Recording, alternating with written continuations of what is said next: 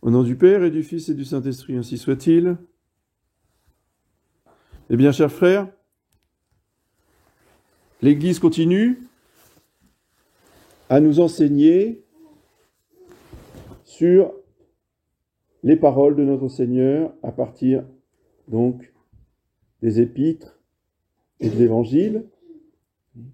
L'Esprit Saint revient sur tout ce qui a été enseigné dans l'année de Noël à la Pentecôte. Et l'épître de ce matin, vous l'avez lu comme moi, commence tout de suite par le même thème. Mes frères, si nous vivons dans l'Esprit, marchons aussi selon l'Esprit. Oh, encore un sermon sur le Saint-Esprit. Ben oui. Parce que l'Église insiste, revient toujours sur le même thème. Parce que non seulement c'est important, mais elle n'a pas tout dit. Oui. Il y a 3 semaines, c'était la lettre tue, l'esprit vivifie par rapport à la loi. La semaine dernière, c'était par rapport à la chair. Vivez selon l'esprit et pas selon la chair. Elle avait déjà pas mal développé, il y avait déjà beaucoup d'exemples sur les rixes, les envies, etc. Et aujourd'hui, eh bien, elle revient sur ce même thème pour développer d'autres aspects plus subtils, plus psychologiques de la chair. Donc je rappelle, qu'est-ce que saint Paul entend par chair? Il entend l'être humain selon ses lois humaines naturelles. Donc, il ne s'agit pas du péché, même si effectivement cet être humain, il est porté au péché à cause des blessures du péché originel, d'accord? Mais c'est le fait d'être un être humain sans faire intervenir ou sans considérer la grâce et le surnaturel. C'est ça la chair. Alors que justement le catholique, lui, il doit vivre selon l'Esprit Saint, selon les lois de l'Esprit Saint, selon la façon de voir de l'Esprit Saint. Alors saint Paul va énumérer un certain nombre de caractéristiques, justement, de cette chair dont il faut nous défendre et qu'il faut contrecarrer, voyez, pour prendre le chemin, les moyens, les buts de l'esprit. Première caractéristique, ne devenons pas avides de vaine gloire, nous provoquant les uns les autres, et nous portant envie les uns les autres.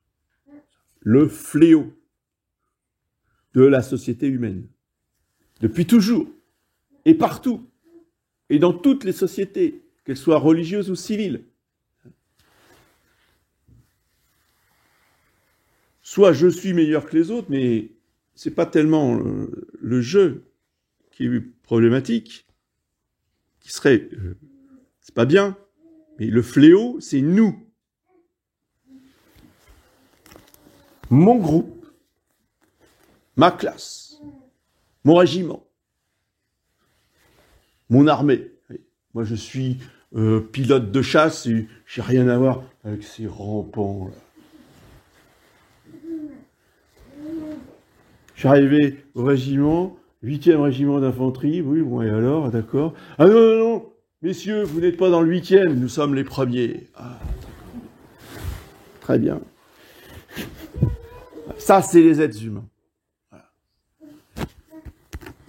Nous provoquant les uns les autres et nous portant envie les uns aux autres. Parce que alors, on méprise ceux qui sont en dessous, mais on envie ceux qui sont au-dessus. Le but, c'est de monter en grade. Le but, c'est de monter dans la société. Le but, c'est d'être vizir à la place du vizir. Dans toutes les sociétés, dans toutes les religions.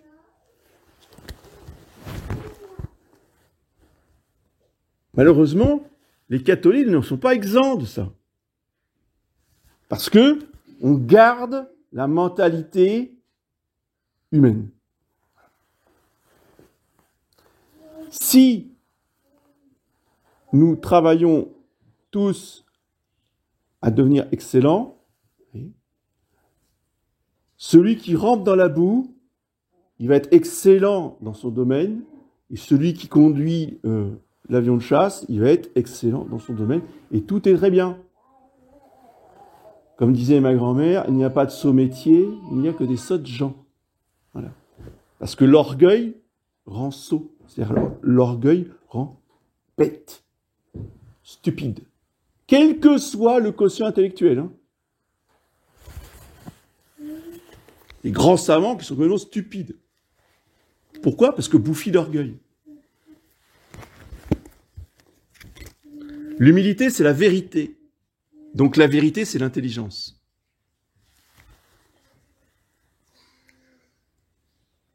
Mes frères, autre défaut. Mes frères, même si quelqu'un est surpris en quelque faute, vous qui êtes spirituels, relevez-le dans un esprit de douceur, prenant garde à vous-même, de peur que vous soyez, vous aussi, tentés. Et ne pas faire les scandalisés, les indignés. Oh, monsieur l'abbé, ces gens-là, comment peuvent-ils être catholiques ? Il y a le ton, il y a les grimaces. Oui. Madame Olson, vous avez l'image ? Et sa fille Nelly. Dans tous les villages, dans toutes les paroisses, vous avez une Madame Olson. Alors, c'est pas la peine de l'imiter. Ah bah quand même, hein, si c'est ça les catholiques, hein, moi je reviens plus. Hein. Ça, c'est la chair. Tout le monde peut tomber, y compris moi.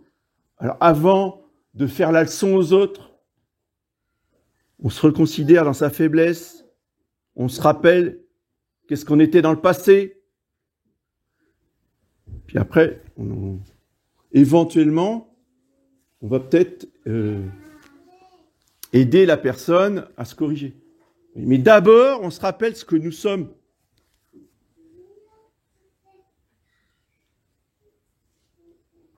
Si quelqu'un s'imagine être quelque chose alors qu'il n'est rien, quelle que soit la position sociale ou quelle que soit la position dans l'Église, vous pouvez être évêque, vous pouvez être cardinal, vous pouvez être pape, vous n'êtes rien, ce nous dit saint Paul.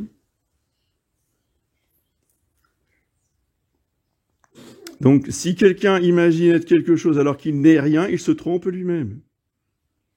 Voilà. Donc,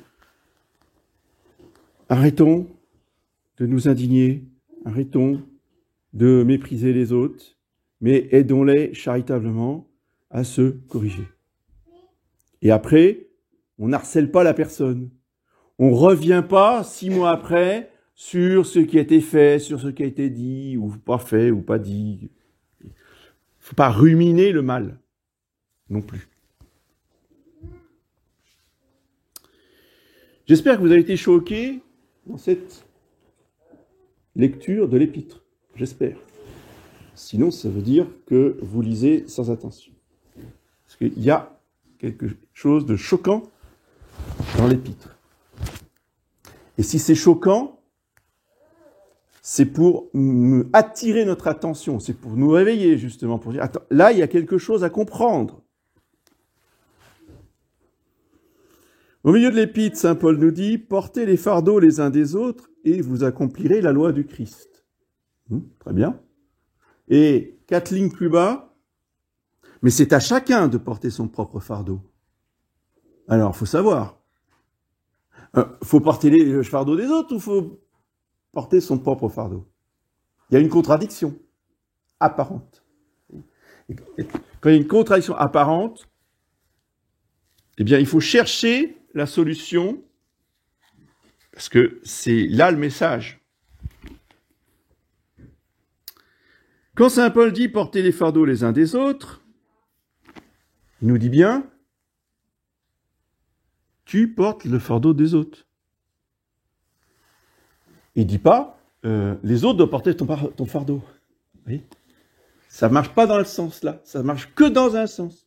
C'est à nous de porter le fardeau des autres. Et nous alors ? Et moi, qu'est-ce que je fais ? Eh bien, toi, tu portes ton propre fardeau. T'attends pas que les autres viennent porter ton fardeau. Oui. Ça, c'est le chrétien vertueux. Oui. Il a son sac à dos qui est lourd, eh ben, il va porter le sac des autres pour les aider parce qu'ils sont plus faibles, ils sont plus petits, ils ont mal aux pieds, ils n'arrivent pas à marcher, donc je porte le sac des autres. C'est ça, le plaisir.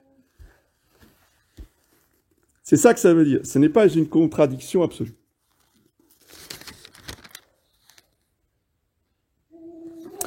Et enfin, dernière vérité, alors là, fondamentale, absolument essentielle, que personne ne comprend. Qu'on entend tous, qu'on ne comprend pas, et alors, je ne parle pas de l'appliquer. L'homme moissonnera ce qu'il aura semé. C'est pourtant pas compliqué à comprendre. Tout le monde est d'accord sur le plan physique. Je sème un grain de blé et il va pousser du blé. Je plante du maïs, il ne va pas pousser du blé. Il poussera du maïs. Et aucun agriculteur dit « Ah, je suis scandalisé, parce que c'est du maïs qui a poussé alors que j'ai semé du blé. » Mais non, ça n'existe pas. Pourquoi, dans le domaine spirituel, surnaturel, on agit comme ça? On sème du blé et on s'attend à récolter du maïs. On fait ça pendant 70 ans et on continue 70 ans après à semer du blé en attendant de récolter du maïs. Alors, si vous venez leur expliquer, non mais attendez, excusez-moi, mais si vous voulez récolter du maïs, il ne faut pas semer du blé. Oui, vous êtes ceci, vous êtes cela, mais comment vous osez dire des choses comme ça? Mais on n'a jamais dit ça. Vous êtes le seul à le dire. Donc ça va. Oui. On a beaucoup de mal. Pour le blé et le maïs, tout le monde est d'accord. Pour le reste, celui qui sème dans sa chair, de la chair moissonnera quoi? Ce ne sera pas du maïs. La corruption, c'est la mort. C'est pour ça qu'ensuite, on a l'évangile sur la mort du fils de la veuve. La mort. Semer la chair, c'est la mort. Donc, semer les vertus naturelles, c'est la mort. Ah mais oui, mais c'est bon. Oui, c'est bon. Bien sûr, on ne va pas dire que c'est mal. Une vertu, c'est pas mal. C'est purement naturel. Donc, ça entraîne la mort. C'est le problème du XXe siècle. Les catholiques ont semé la chair. Ça veut dire quoi, concrètement? Ça veut dire, je prends les exemples des œuvres de jeunesse, à quoi on organise un match de foot, on organise du cinéma, on organise du théâtre pour les enfants. Voilà, le mercredi d'après-midi est parfaitement bien occupé, c'est sain pour la santé. Oh, mais quand même, hein, à la fin de la journée, on va dire chapelet. Puis voilà. Et on s'imagine qu'avec ça, on va faire une jeunesse chrétienne. Vous voyez ? Quand je vous dis, on sème du blé, on attend du maïs. Donc, on fait dans la chair et on attend que du cinéma, du théâtre, du foot naissent des catholiques, poussent des adultes catholiques. Totalement illusoire. Mais on y croit dur comme fer. Hein. Juste parce qu'on a dit un petit chapelet à la fin de la journée. C'est pour ça que, si vous voulez, des moines, et uniquement des moines, notez-le, se sont élevés, ont protesté et ont écrit des livres de spiritualité pour contrecarrer ce clergé du XXe siècle qui faisait pas n'importe quoi, mais dans le naturel. Ça n'a fait qu'augmenter avec le temps. Hein. C'était encore pire après la Deuxième Guerre mondiale. Plus on a avancé, plus c'était humain, plus c'était naturel. Et on est abouti à quoi? À la corruption, à la mort. Les moines en question, entre autres, Don Chotard, qui est, je dirais, le moine qui a le mieux ciblé le problème dans son livre « L'âme de tout apostolat ».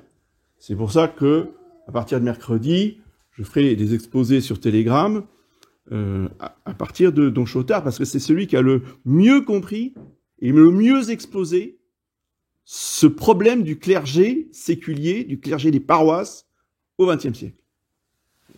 Manque total d'esprit surnaturel. On fait dans l'activisme. Vous voyez, ce qu'on appelle apostolat, en fait, c'est du militantisme.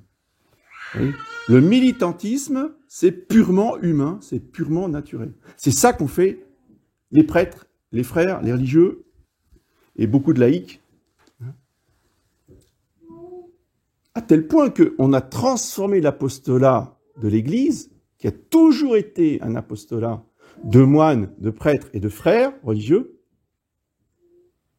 Il a fallu attendre le XXe siècle pour qu'on nous mette sur un pinacle. Qu'est-ce qui va nous sauver? L'apostolat des laïcs. Ça, c'était la grande vérité qui allait sauver tout le monde. Alors, la GEC, la JOC, la GICLE, ce que vous voulez. Et c'était... tout le monde s'est embarqué là-dedans. Ça aboutit à quoi? Vatican II. Alors, il faut juste peut-être se remettre en cause. Ah, mais quand même, monsieur Abbé, vous critiquez l'Église d'avant. Oui, je critique l'Église d'avant. Avec Don Chotard. Avec Monseigneur de Lassus. Lisez le livre de Monseigneur de Lassus sur l'américanisme. C'est tout sur le même sujet. Lui, c'est plus sur le plan social et politique, tandis que l'intérêt de Don Chotard, c'est sur un plan purement spirituel et surnaturel. C'est la même chose, hein. C'est la même démarche chez les deux. C'est ça notre référence. Et pourquoi, justement, Saint-Pédis gardait le livre de Don Chotard sur sur sa table de chevet depuis qu'il était séminariste, jusqu'au pape, jusqu'à Rome, parce que, justement, il ne voulait pas quitter des yeux, vous voyez, la boussole de l'esprit surnaturel, de vivre selon l'Esprit Saint.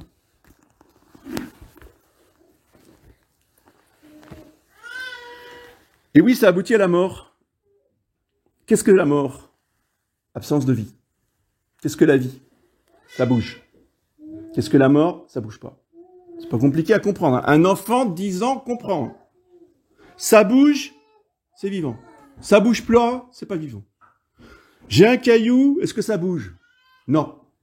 Si quelqu'un vient pas taper dans le caillou, il bouge pas. Pourquoi? Parce que le caillou n'a pas la vie.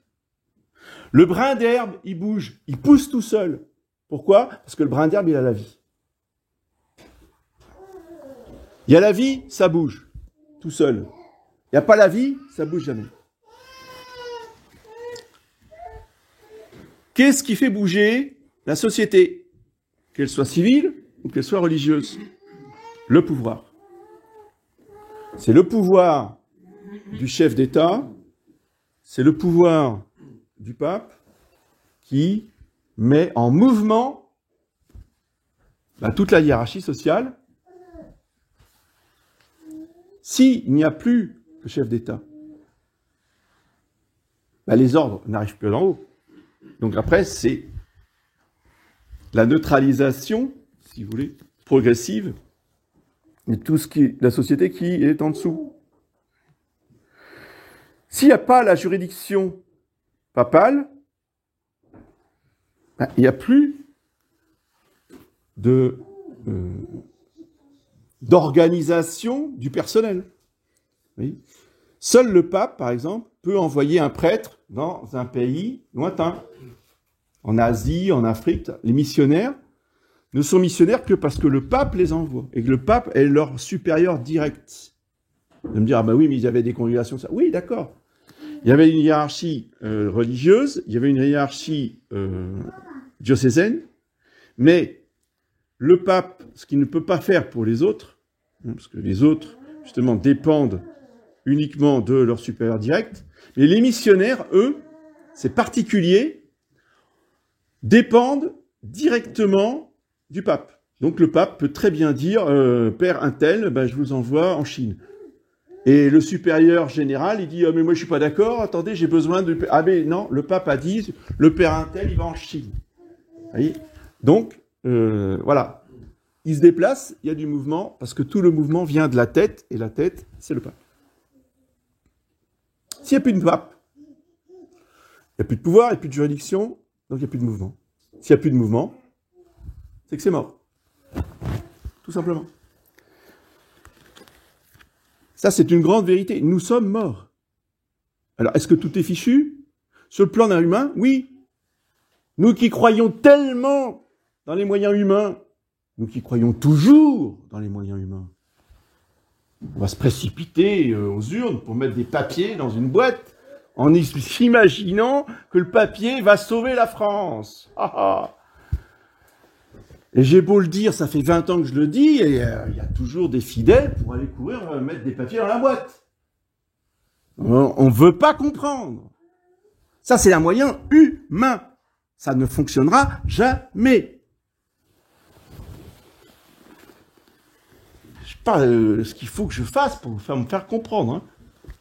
C'est les œuvres de la chair. Ça fait 100 ans, 200 ans qu'on utilise ce moyen. On a réussi sur le plan humain, et ça, on l'oublie. Majorité absolue de tradis, de gens, enfin, de tradis, ça n'existait pas. C'est pour faire comprendre, par rapport à aujourd'hui. Des gens qui assistaient à la messe Saint-Pie V, qui obéissaient au pape, des gens qui voulaient un roi qui était fidèle et qui aimait le roi, des monarchistes, des légitimistes, majorité absolue à l'Assemblée nationale. Qu'est-ce qu'il vous faut de plus pour comprendre? Résultat, la mort est directe et aussitôt après. Dissolution des congrégations, séparation de l'Église et de l'État, vous n'avez pas compris? Et vous voulez toujours aller mettre votre petit papier pour avoir une majorité à l'Assemblée nationale. Non mais quand est-ce qu'on va comprendre? Je me demande. Et tant qu'on ne comprend pas, il n'y a pas de résurrection. Tant qu'on ne comprend pas, on va descendre, on va souffrir. Et ça ne sert à rien de gémir, parce que c'est nous qui entretenons le problème.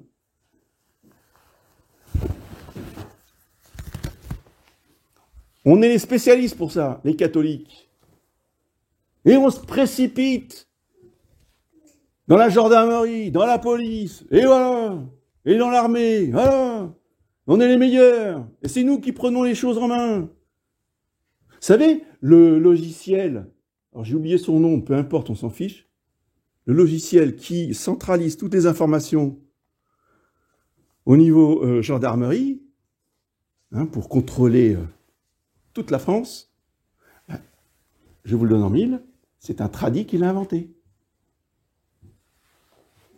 Si on a Emmanuel Macron, on est tellement qu'on souffre par ce personnage qui nous embête à tous les niveaux, c'est quand même un tradit, frère du prêtre de Saint-Nicolas, qui lui a donné le collier, il est très fier en plus. C'est lui qui a formé des officiers à Saint-Cyr-Coët-Quilan, il était le patron. Et il était très fier en plus. Et quand est-ce qu'on va comprendre? Les œuvres de la chair mènent à la mort. Les œuvres humaines, les moyens humains mènent à la mort. Oui. Puis après, ils vont venir nous arrêter, comme en 1905. Et on l'a entendu combien de fois? C'est écrit dans les livres historiques, en 1905, quand il y a eu les inventaires pour la séparation de l'Église et de l'État, et qui sont venus arrêter ou chasser des prêtres, des évêques ou des religieuses. Ah, excusez-moi, monsieur l'abbé, hein, non, je suis pas d'accord, mais j'obéis aux ordres. Hein. Imbécile, justement ça qu'on te reproche. Tu obéis aux ordres. Et qu'est-ce que tu fais là? C'est peut-être ça la question qu'il faut se poser. Qu'est-ce que tu fais là pour venir m'arrêter? C'est avant qu'il faut penser. Et qu'à un moment donné, il faut donner sa démission. C'est concret, ça. Donc, faire les œuvres de l'esprit, c'est déjà, je pose ma démission et je fais autre chose. J'arrête d'aller mettre mon papier dans la boîte, etc., etc. C'est des conséquences, c'est des actes concrets que ça demande. Ensuite, on se retourne vers le surnaturel. Donc, on va prier, on va supplier, on va crier vers le ciel pour que notre Seigneur Jésus-Christ, qui est la vie, ben oui, c'est la vie. C'est la voie, la vérité, la vie. Donc, si nous voulons la vie de l'Église, si nous voulons la vie de la société, il faut se tourner vers la vie, c'est-à-dire vers Jésus-Christ.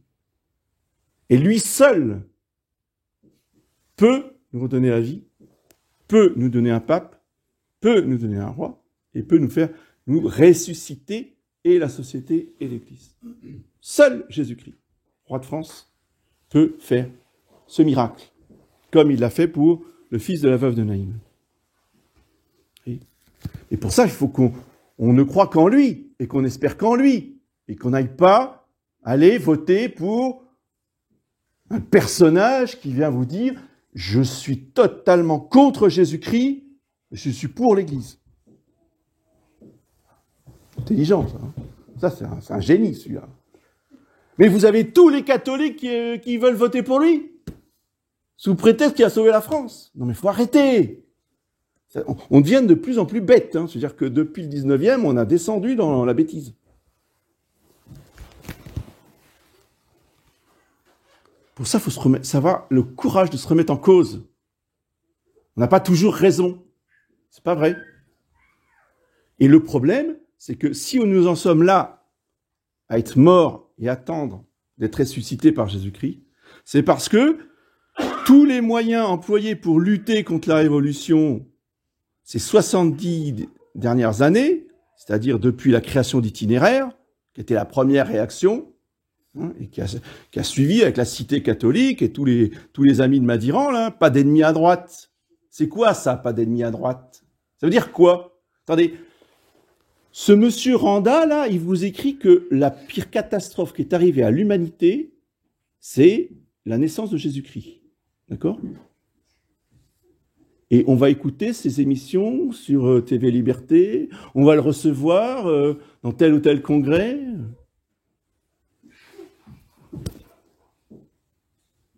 L'Anti 89, janvier 89, j'y étais, organisé par monsieur l'abbé Aulagnier, s'il vous plaît, Superiordis France. Et on avait le droit à tous les athées, antichrétiens, Maliarakis, Brignot et toute la bande. Et docteur Merlin, s'il vous plaît. Un chanteur blasphématoire. Il était là. Je suis sorti, moi, j'ai pas pu supporter.